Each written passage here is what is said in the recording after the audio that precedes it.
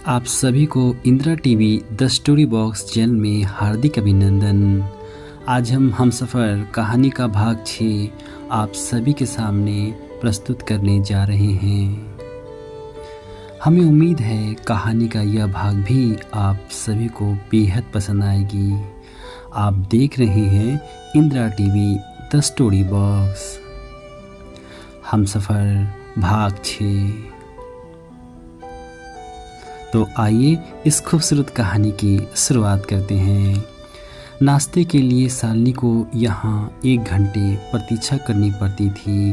कारण यह था कि वह अपने घर पर सर्दियाँ हो या गर्मी बहुत सवेरे जग जाती थी। आदत अनुसार यहाँ भी उसकी आंखें सुबह सवेरे ही खुल जाती थी और वह हाथ मुँह धोकर नाश्ते की प्रतीक्षा में बैठ जाती थी। आज भी वह नित्य नियम से 9 बजे से पहले ही हाथ मुँह धोकर बैठ गई थी, किंतु नाश्ता तो यहाँ 9:30 बजे होता था।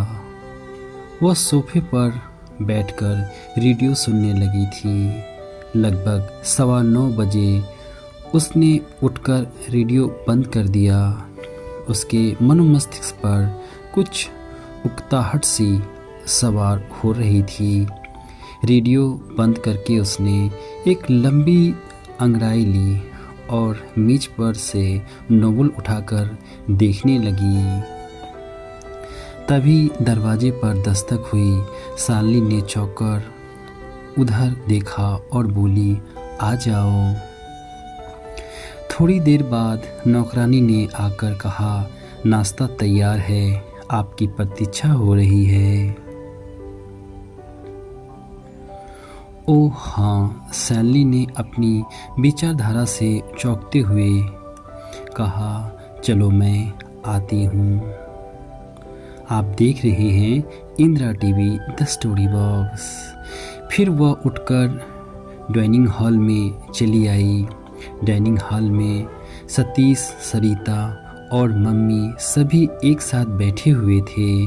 सरिता, सतीश और उनकी मम्मी ने मुस्कुराकर शालिनी का स्वागत किया। शालिनी के बैठते ही सतीश ने कहा, क्षमा करना मिस शालिनी, आज शाम मैं जल्दी न आ सकूँगा। आज आपके साथ घूमने फिरने में केवल सरिता ही आपका साथ देगी। कोई बात नहीं, शालिनी मुस्कुराकर बोली, कारोबार का महत्व मनोरंजन से अधिक ही होना चाहिए। आप देख रहे हैं Indira TV the story box. आप काफ़ी समझदार हैं, सतीश ने हंसकर कहा। वास्तव में आज एक नया ग्राहक आने वाला है। मैंने उसे अच्छे से मना लिया है। 3 लाख का पटसन गोदाम में डाल लिया था। गोदाम में थोड़ा सा छेद होने के कारण बरसात का पानी से सारा पटसन भीग कर रह गया। कम से कम 8वां भाग तो सड़ ही गया होगा। 20,000 की हानि हो रही थी। मगर एक ग्राहक पटा लिया। वह मुझ पर बहुत विश्वास करता है। मैंने उससे पूरे 3.25 लाख का सौदा निश्चित कर लिया है। बस गोदाम खोलकर दिखा दूंगा। इधर उधर, ऊपर और सामने सूखा पटसन चुनवाया है। सड़ा हुआ पटसन बीच में दबा है। बस सौदा करके चेक कटवाकर अपने अकाउंट में डलवा लूँगा। बाद में अगर सड़ा हुआ निकला भी तो वह वापस नहीं होगा। वेरी गुड, सरिता ने हंसकर प्रशंसा की। भैया, व्यापार का गुण कोई आपसे सीखे। आप का ही दिमाग है जो इतना बड़ा कारोबार संभाले हुए हैं। सतीश हंसने लगा।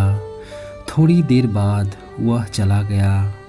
उसके जाने के बाद शालिनी बड़ी देर तक इस आदमी के चरित्र के बारे में सोचती रही। एक बार पहले भी वह अपनी चतुराई का वर्णन उसके सामने कर चुका था। किस प्रकार उसने धोखे से अपने पिता के एक परम मित्र का 2 लाख की रुई का माल 2.25 लाख में बिकवाकर स्वयं इस सौदे में 50,000 रुपये मार लिए थे। आप देख रहे हैं Indira TV the story box. Shalini फिर से सोचने लगी, क्या यही बिग बिजनेस है? अगर ऐसा है तो उसके डैडी ऐसा क्यों कहते हैं कि ईमानदारी व्यापार का पहला नियम है और दूसरा परिश्रम है?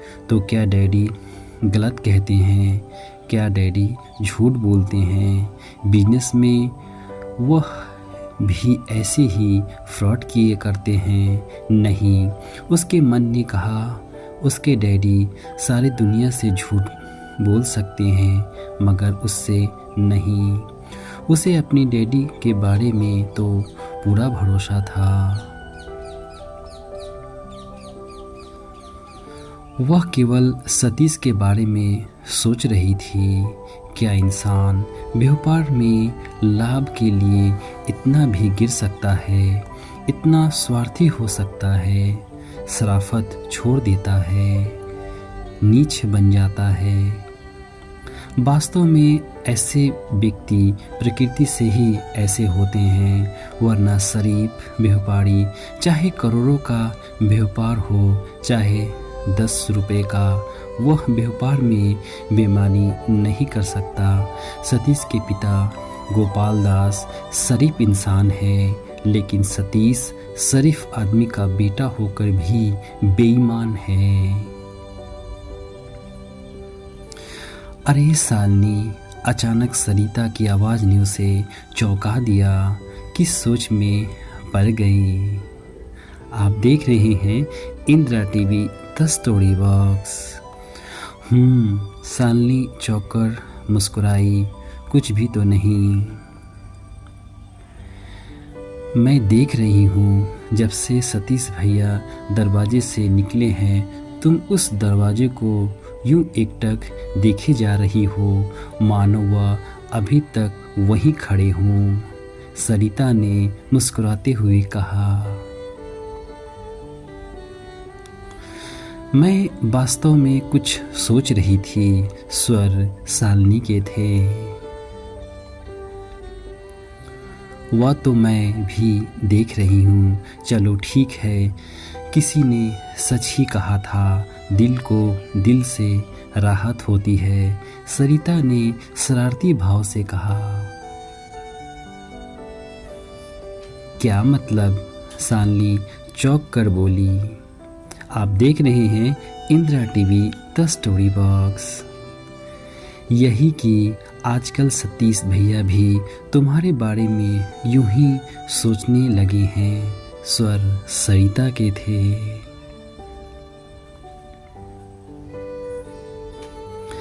अच्छा, शालिनी हंस पड़ी। सच कहती हूँ। सरिता मुस्कुराई। वह तुम्हें बहुत चाहने लगे हैं।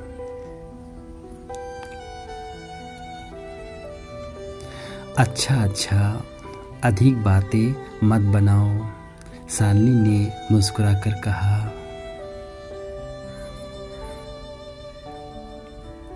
एक दिन तुम्हें मेरे भैया से प्यार ज़रूर होगा, देख लेना, सरिता ने शरारती भाव से कहती चली गई। आप देख रहे हैं Indira TV the story box. Shalini हल्की मुस्कान के साथ न जाने क्यों खामोशी हो गई। वह फिर किसी सोच में डूबती चली जा रही थी। कुछ देर बाद सरिता ने खामोशी को तोड़ते हुए कहा, चलो उठो, रेडियो प्रोग्राम सुनेंगे।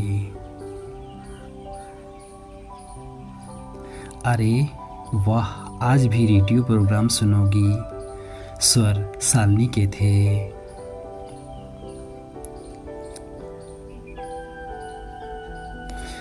फिर क्या करे, सरिता बोली।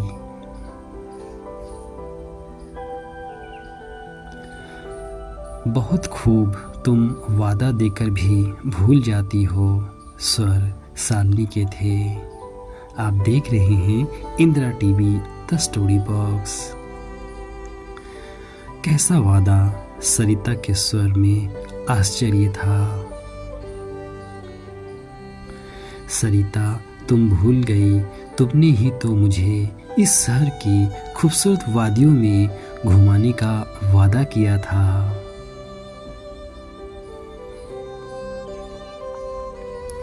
ओ हाँ शालिनी, मैं तो बिल्कुल ही भूल गई थी।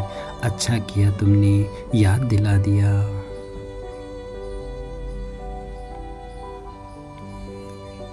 हम लोग आज ही शहर घूमने जाएंगे, चलो जल्दी से तैयार हो जाओ, सरिता ने मुस्कुराते हुए कहा।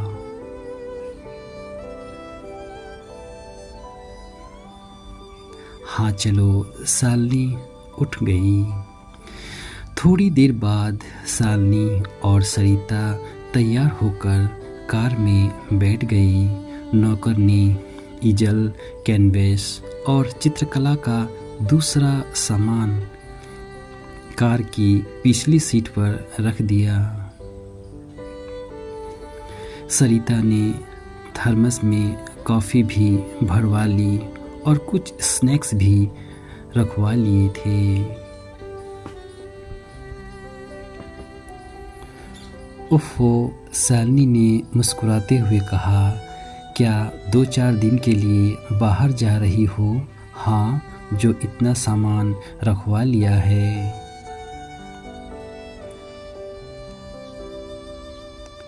कम से कम शाम तक तो वापसी होगी, सरिता ने मुस्कुराते हुए कहा। आप देख रहे हैं Indira TV the story box. इन लोगों ने ड्राइवर को साथ नहीं लिया, दोनों ही अच्छी ड्राइविंग जानती थी। थोड़ी देर बाद कार कोठी से फाटक से निकलकर सड़क पर दौड़ रही थी। कुछ देर बाद शालिनी ने कहा, मुझे यह शहर बहुत पसंद है। किसी ऐसे स्थान पर चलो जहाँ बहुत सुंदर दृश्य हो और आसानी से चित्रण किया जा सके। मुझे पेंटिंग बनाने का बहुत शौक है। मैं इस शहर की खूबसूरत वादियों की पेंटिंग बनाना चाहती हूँ। मुझे पता है शालिनी, इसलिए मैं तुम्हें बहुत सुंदर स्थान ले जा रही हूँ, स्वर सरिता के थे। चलो ठीक है, शालिनी ने कहा, मगर कौन सा स्थान?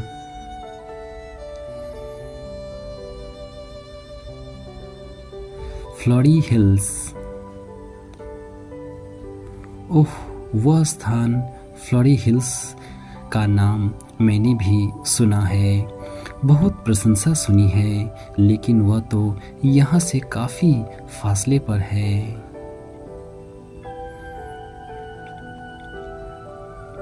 हाँ, यहाँ से 50 किलोमीटर तो होगा ही। शालिनी एक लंबी सांस लेकर रह गई। आप देख रहे हैं Indira TV the story box. फ्लोरी हिल्स का रास्ता दोनों की बातचीत और ठहाकों में गुजर गया। लगभग 11 बजे कार फ्लोरी हिल्स पहुंच गई। यह एक छोटा सा पहाड़ी स्थान था, अति सुंदर छोटा सा स्वर्ग का कोना। यहाँ कई खास अच्छे होटल भी थे जहाँ लोग प्राय छुट्टियाँ बिताने आया करते थे।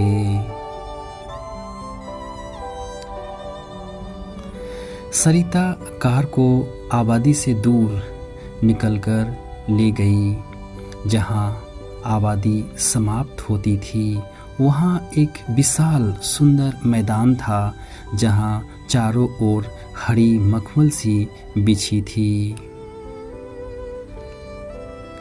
सरिता ने मैदान के किनारे कार रोक ली और खिड़की खोलकर उतर आई। शालिनी दूसरी ओर की खिड़की खोलकर नीचे उतर आई। उसने मैदान के किनारे खड़े होकर एक लंबी सांस ली और बोली, उफ, कितना सुंदर और मन लुभाने वाला दृश्य है।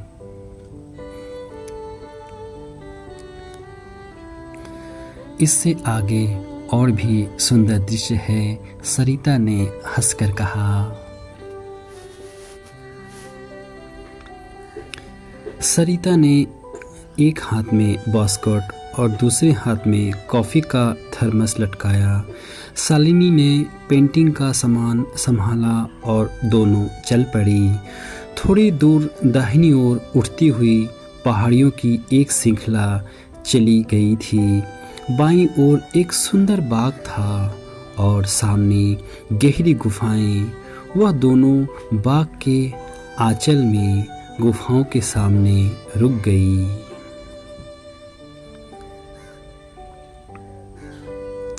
बस यह स्थान ठीक रहेगा, सरिता ने रुकते हुए कहा।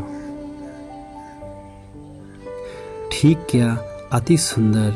उफ, शालिनी ने सामान रखकर दोनों कानों पर हाथ रखकर प्रसन्नता से इधर उधर देखा और बड़ी भावुक स्वर से बोली, उफ, कितने सुंदर दृश्य हैं। यहाँ अगर मैं 1 महीना रह जाऊं तो कितने दृश्य रंगों में उजागर कर दूं। सरिता हंसने लगी। उसने बास्केट से चादर निकालकर घास पर बिछा दी और सामान रख दिया। फिर वह शालिनी के पास खड़े होकर पूछा, कौन सा दृश्य उतारोगी कैनवस पर? वह देखो, शालिनी ने संकेत द्वारा बताया। इससे अच्छा दृश्य मुश्किल ही से मिलेगा। और वास्तव में यह अनुभव दृश्य था। बड़ी मनमोहक छटा थी। ढलान से पानी का फव्वारा उबल रहा था। उसके पीछे पहाड़ की एक छोटी सी चोटी थी जो हरी घास से ढकी हुई थी। बहुत सुंदर, सरिता ने प्रशंसनीय ढंग से कहा। तुम सचमुच कलाकार हो। ऐसे दृश्यों पर किसी महान कलाकार की ही दृष्टि पड़ सकती है। मैंने तो इसके बारे में सोचा भी नहीं था। आप देख रहे हैं Indira TV the story box. Shalini हंसने लगी। फिर उसने ईजल पर कैनवस रख दी और पेंसिल रखकर खड़ी हो गई।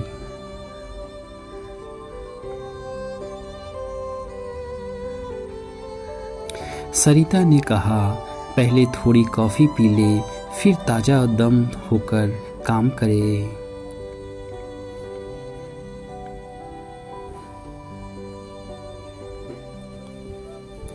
ठीक है, बस बोलकर शालिनी कैनवस पर आउटलाइन बनाने लगी। सरिता ने थर्मस खोलकर रखा और बास्केट से प्याली निकालने लगी। तभी अचानक उसकी केहूनी थर्मस से टकराई और सारी कॉफ़ी थर्मस से निकलकर घास में बह गई। धत तेरी की। सरिता ने लंबी सांस ली। क्या हुआ? शालिनी ने चौंक कर पूछा। कॉफ़ी गिर गई। सरिता ने निराश भाव से कहा। अरे, शालिनी हंस पड़ी। ठहरो, सरिता ने थर्मस उठाकर कहा। मैं किसी होटल से लेकर आती हूँ, तब तक तुम स्केच बनाओ। आप देख रहे हैं Indira TV the story box. अच्छा, शालिनी ने कहा।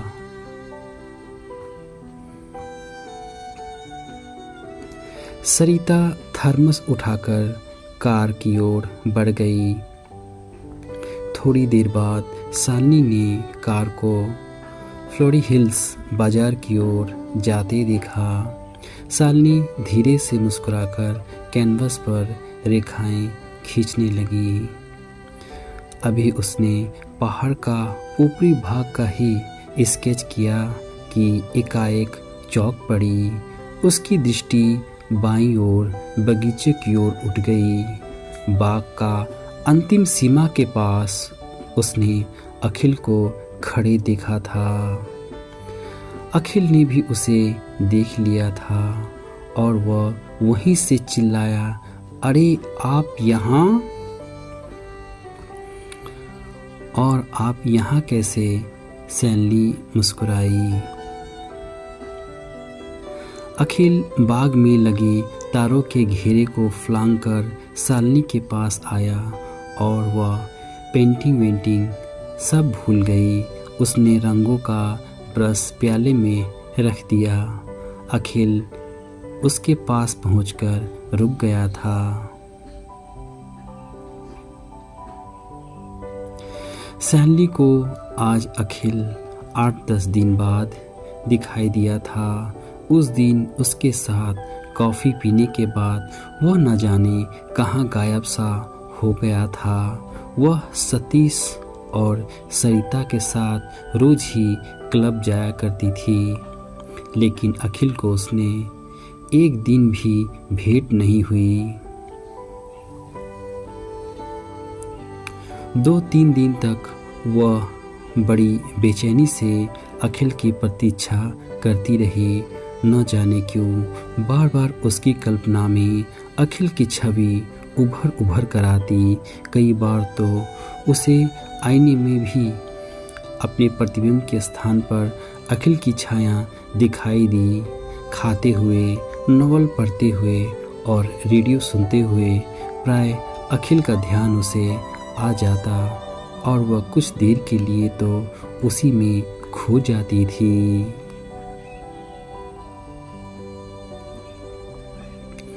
फिर पिछले दिनों तो वह बहुत उलझन में पड़ी रही। फिर भी अखिल उसे याद आकर तरपासा जाता रहा। वह स्वयं चकित थी कि ऐसा क्यों? पहले तो ऐसा कभी नहीं हुआ था। आखिर अब ऐसा क्यों होता है? अखिल से भेंट होने से पहले वह बहुत सारे नौजवानों से मिल चुकी थी, जिसके बहुत से उसके पिताजी के दोस्तों के लड़के थे। कुछ यूनिवर्सिटी के क्लास फॉलो भी थे। यद्यपि उनसे उसकी घनिष्ठता तो नहीं थी, लेकिन फिर भी उठना बैठना, हंसी मजाक तो चलता ही था। उसने किसी नौजवान के बारे में इतना नहीं सोचा था। अखिल वह पहला व्यक्ति था जिसके बारे में वह इतना सोच रही थी, और इस समय तो अखिल को देखकर वो प्रसन्नता से खिल उठी थी। थोड़ी देर बाद अखिल और वह दोनों मौन रहे। फिर अखिल ने ही मौन को भंग किया। इस समय आपको यहाँ इस खूबसूरत वादियों में देखकर मुझे बहुत प्रसन्नता हो रही है। सोचा नहीं था आज यहाँ इस समय आपसे दोबारा मुलाकात होगी। हाँ अखिल बाबू, आपको देखकर मुझे भी बहुत खुशी हुई, लेकिन आप एकाएक कहाँ गायब हो गए थे? इतने दिनों तक कहाँ रहे? मैं रोज ही आपको क्लब में ढूंढती रही, शालिनी ने कहा।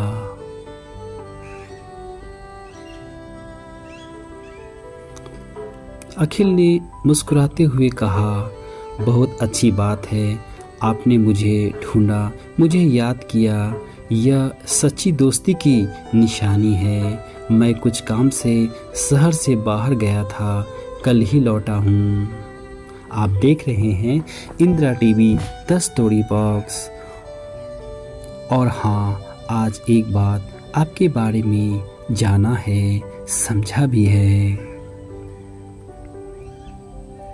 शालिनी खामोशी से अखिल को देखते हुए बोली, कौन सी बात अखिल जी?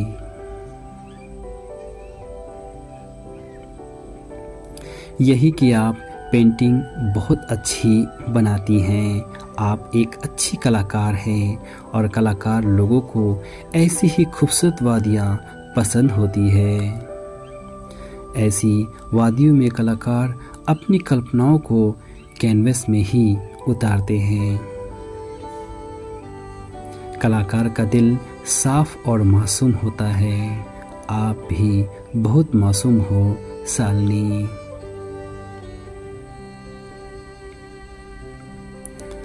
धन्यवाद अखिल बाबू। शालिनी बस इतना ही बोल पाई थी। वह चुपचाप अखिल की सूरत देखती और नजरें झुकाकर मुस्कुराती चली जा रही थी। आप देख रहे हैं Indira TV the story box. Akhil कुछ देर मौन रहा, फिर धीरे से कहा, मैं स्वयं इन दिनों आपको देखे बिना बहुत बेचैन और अति व्याकुल था, क्योंकि न जाने क्यों आपको पहली बार ही देखकर मैंने अनुभव किया था कि मेरा दिल, मेरा मस्तिष्क, मेरा रोया रोया आपको अच्छे से जानता है और आपको युगों युगों से पहचानता भी है। बोलिए बोलिए ना, आप खामोश क्यों हो गई शालिनी?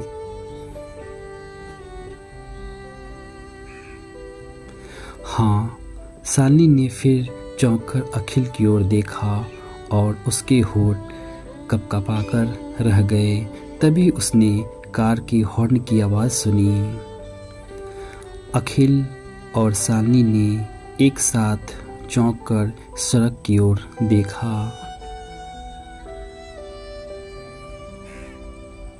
ओह, अखिल कुछ घबराए हुए स्वर में बोला, आपके साथ सरिता और सतीश भी हैं? आप देख रहे हैं Indira TV the story box. जी नहीं, शालिनी ने मुस्कुराते हुए कहा, केवल सरिता है।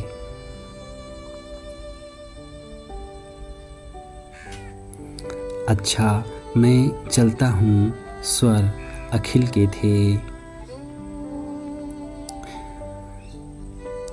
ठहरिए, शालिनी ने मुस्कुराते हुए कहा।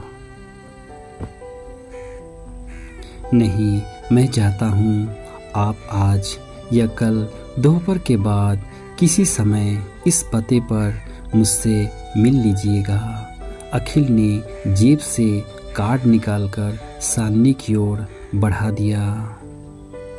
शालिनी ने कार्ड लिया और वैनिटी बैग में रख लिया।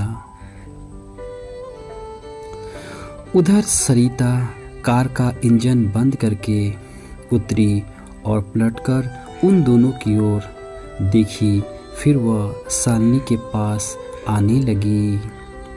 वह अखिल की ओर देखी तक नहीं, बस थर्मस रखकर बास्केट से प्यालियां निकालकर चादर पर रखने लगी।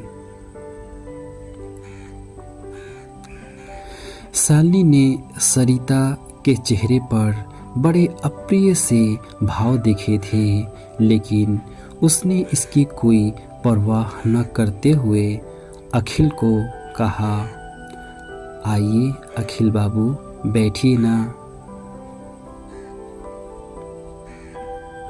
नहीं धन्यवाद, अखिल ने कहा, अब मुझे इजाज़त दीजिए।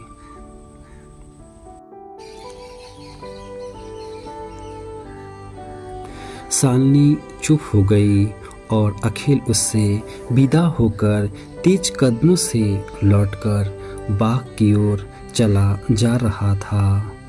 शालिनी अभी उसे देखे जा रही थी, तभी कुछ दूर पर अखिल एक बार फिर पीछे पलटकर अपने हाथ हिलाते हुए शालिनी का अभिवादन करने लगा और न चाहते हुए भी शालिनी के हाथ ऊपर उठ गए और होठों पर हल्की मुस्कान के साथ उसके हाथ हिलते जा रहे थे जब तक वह उसकी आंखों से ओझल न हो गया।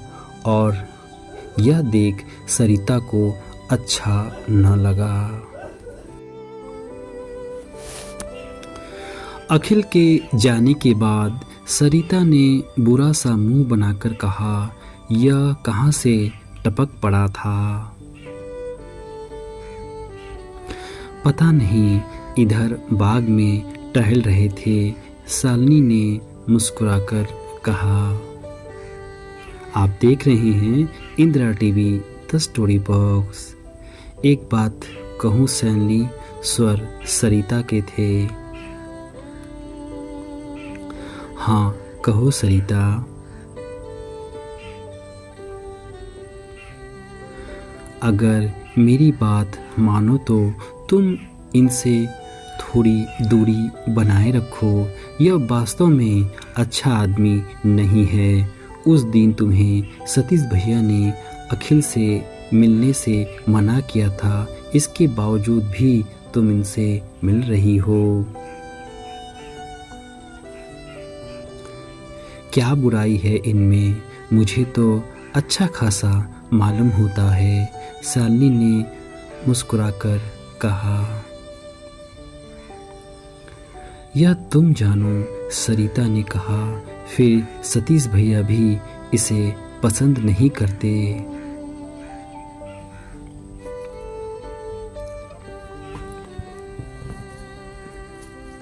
लेकिन मैं तो इन्हें पसंद करती हूँ, शालिनी ने गंभीरता से कहा। सतीश बाबू ने कहा था कि इस आदमी का संबंध डाकुओं से है। यह बात कहाँ तक सत्य है? आप देख रहे हैं Indira TV the story box. फिर सरिता आगे कहते हुए बोली, सत्य असत्य के बारे में मुझे ज्ञान नहीं, मगर पुलिस की ब्लैक लिस्ट में मैंने अखिल का नाम ज़रूर देखा है। 2-1 डकैतियों के केस में भी उसका नाम लिया जाता है। आप देख रहे हैं Indira TV the story box. Shalini अचानक खड़ी हो गई। कोई उत्तर दिए बिना ही वह ब्रश और रंग उठाकर कैनवस के पास पहुंचकर चोटी की ओर देखने लगी। फिर उसका ब्रश कैनवस पर चलने लगा।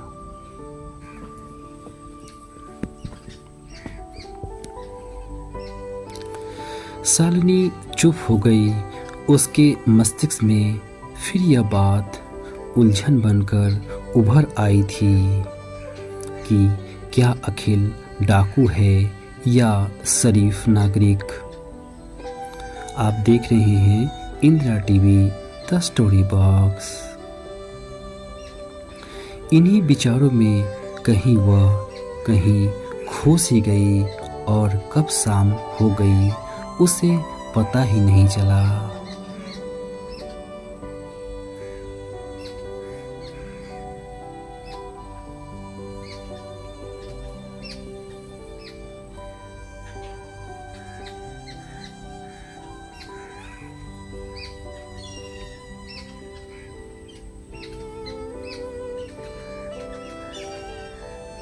हम कहानी का भाग 7 जल्द से जल्द लेकर आप सभी के सामने प्रस्तुत होंगे। तब तक अपने दोस्त शेखर को इजाज़त दीजिए। अपना ख्याल रखिए। धन्यवाद दोस्तों। फिर मिलते हैं इसी कहानी के अगली कड़ी में।